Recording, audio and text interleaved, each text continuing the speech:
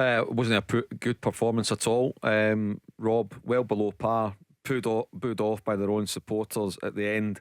It was a chance to nail down qualification last night, and now they have to go to Seville and possibly get a result there.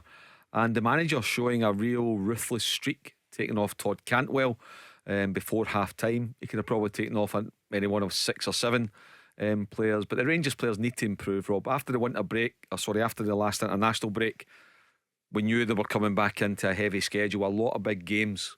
So it's Aberdeen away, didn't win, and Aris at home last night, didn't win. The manager needs to be ruthless next month in the transfer window, because if he's not, those players will get him the sack. We've got the previous 2 managers the sack. They'll get him the sack. Too many there hanging about that are not good enough.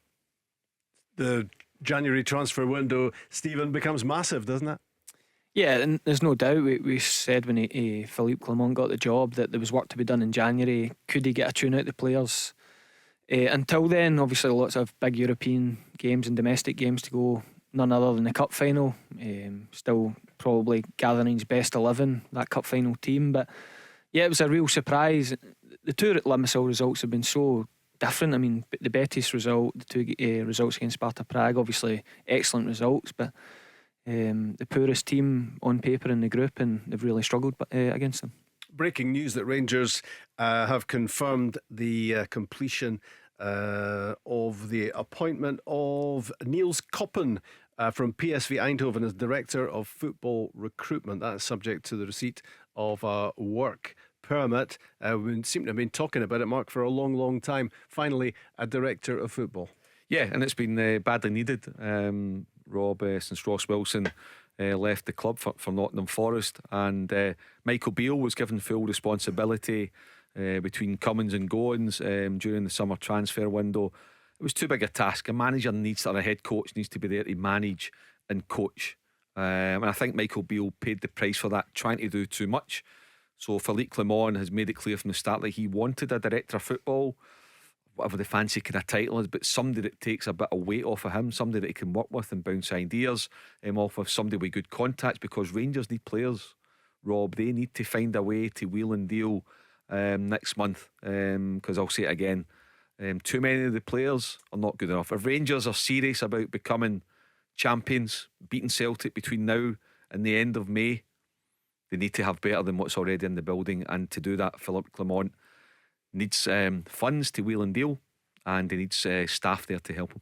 What do you want in a Director of Football, Stephen?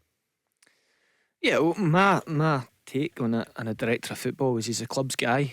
He's the one that the manager reports to. He's the constant within the club, that when managers change, when players come and go, he's part of the long-term plan. So, I mean, I believe that Jim White had said on this show that Graham Souness looked to be taking some sort of role within the club, that I just put 2 and 2 together and thought it might be him.